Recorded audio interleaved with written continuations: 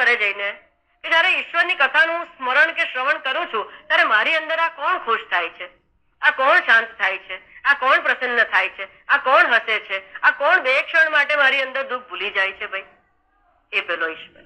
આ તમારી અંગ્રહ ઉપાસના. અને એની પછી જે છે ઈશ્વર છે. કેવું નહીં પડે કે છે. અને આની પાછળ એક નિયમ કામ કરે છે, બહુ મહાન નિયમ છે. આને યાદ રાખી લો તો બેડો પાર થઈ જશે. દેવો ભૂતવા દેવમ યચેત. લો તમને ખબર છે તો બનો ને, પણ બનીને આવું તું કામ સરળ થઈ જશે. દેવ બનીને દેવને પૂજો. તમારે કોઈ ઇન્ટરવ્યુ આપવા જવો, લેંગો ચોપો પહેરીને ઇન્ટરવ્યુ આપવા જાવ તો તમે કેટલા ઇન્ટેલિજન્ટ, તમારી પાસે લગભગ 8-10 ડિગ્રીઓ હોય, સુપર ડિગ્રી. જે ઇન્ટરવ્યુ લેવા વાળો હોય એના કરતા ડબલ ડિગ્રી તમારી એવું બનતું હોય છે. You are highly intelligent. આમ શર્ટ બટ આમ જ કોલર ખુલ્લો બટન ને એવી રીતે આમ જાવ તો તમે શું થાય?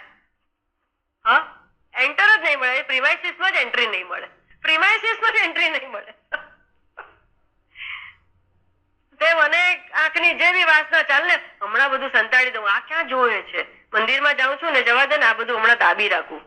આંખ, નાક, શબ્દ, સ્પર્શ, રૂપ, રસ, ગંધ, રાગ, દ્વેષ, અભિનિવેશ, ઈચ્છા, લોભ, આ બધું આમ સંતાડી દઈએ આપણે અને પછી જઈએ. પ્રવેશ નહીં મળે. પ્રવેશ એટલે કયો પ્રવેશ? પરમાત્માનો અનુભવ નહીં થાય. એમને એમ કોરા પાછા આવીએ. પ્રવેશ કરવા માટે કયા નિયમની જરૂર પડે? દેવ કેવી રીતે બનવું? કયા દેવની ઉપાસના કરવી? ઋગ્વેદમાં મંત્ર છે ને, એસે કિસ દેવતા કી ઉપાસના કરે હમ હવિ દેકર. હવિ આપીને એવા કયા દેવતાની અમે ઉપાસનાઓ કરીએ? સ્પર્શ સે જિસકા તેજોમય હે અંબર. પરમાત્માનો સ્પર્શ થતા આ અંબર તેજોમય થઈ ગયું. પૃથ્વી હરી ભરી સ્થાપિત સ્થિર, ચંદ્ર और सूरज भी स्थिर. ऐसे किस देवता की उपासना करे हम हवि देकर. કયા પરમાત્માની ઉપાસના અમે કરીએ? એ પરમાત્મા શ્રીમદ ભાગવત ધર્મ તમને બતાવે છે કે અહીંયા અમે જે પરમાત્મા કહીએ છીએ એની ઉપાસના કરો. તો પછી ન તસ્ય પ્રાણા ઉત્ક્રામંતિ બ્રહ્મૈવ સન બ્રહ્માપેતિ. પછી એના પ્રાણ ઉત્ક્રમણ કરીને બીજે ક્યાંય જતા નથી. કારણ કે વેદોક્ત જે બ્રહ્મ જે કયો છે, વેદોક્ત બ્રહ્મ કયો છે? તો કે જ્ઞાત્વાતમ મૃત્યુ મત્યેતિ નાન્ય પંથા. એ બ્રહ્મ જે છે એને જાણો. તમે એવો વિદિત્વા, એને જાણવાની વાત કરી. તદ્વિજ્ઞાનાર્થમ, એમાં પણ જાણવાની વાત કરી. મુંડક ઉપનિષદ કહે છે કસ્મિન્નું ભગવો વિજ્ઞાય સર્વમિદમ વિજ્ઞાતમ ભવતિ ઇતિ. એમાં પણ જાણવાની વાત કરી. તો મારા જાણવાનો જે ધર્મ જે છે, મારો જાણવાનો જે ભગવાન જે છે એ કેવો છે?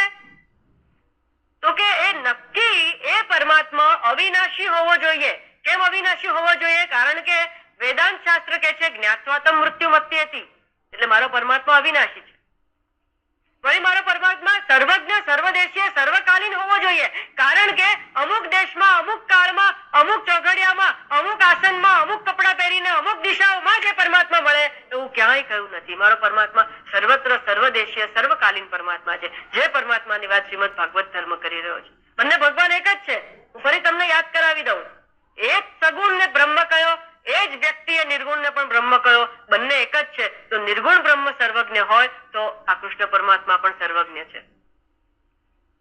અને માટે શ્રીમદ જુઓ, વેદ વ્યાસજીને ખબર હતી કે આ માણસનું મન છે ને બહુ વિચિત્ર છે.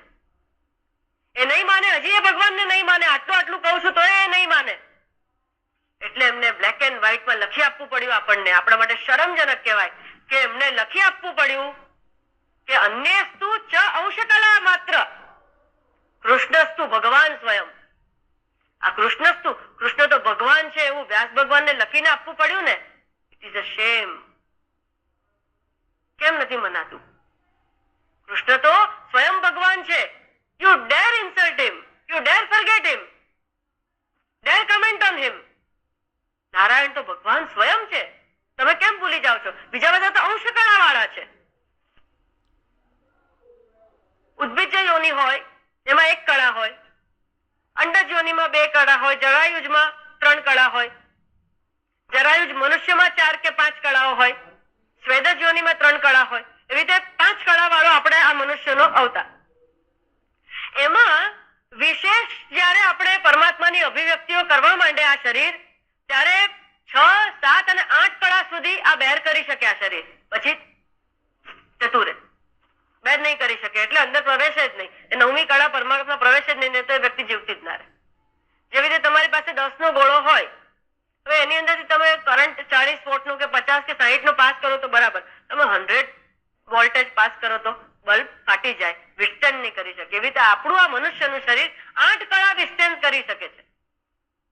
9, 10, 11, 12, 13, 14, 15 કળા જે છે પરમાત્માની, એટલે કે વિશેષતાઓ જે છે, એ બધા અંશ અવતારો, બધા આ વ્યાસ ભગવાન છે, નારદ મુનિ છે, ઋષભદેવજી છે, બુદ્ધ ભગવાન છે, આ બધા અંશ કળાઓ. પણ આ 16મી કળા પણ અંદર આવી જાય, 16 કળા સાથે પોતે જયારે પ્રવેશ કરે ભગવાન, ત્યારે એને પૂર્ણ અવતાર કહેવાય છે. અને આ પૂર્ણ અવતાર નારાયણ કૃષ્ણ સ્વયં છે. અંશ અવતારનું જે કામ છે એ કેવું છે, તો કે કોઈ વિશેષ વ્યક્તિ માટે કામ છે. દાખલા તરીકે નૃસિંહ અવતાર, તો એ પ્રહલાદજી માટે, એ વિશેષ દેશ અને કાળમાં જ ખાલી એનું કાર્ય કરી જાય, વ્યક્તિ વિશેષ, અને પછી એ જતું રહે. જેવી રીતે પરશુરામજી ક્ષત્રિયોનો વધ કરવા માટે અવતાર લીધો, પણ દર વખતે ક્ષત્રિયોનો વધ કરવાની જરૂર નથી, તે સમયે જરૂર હતી,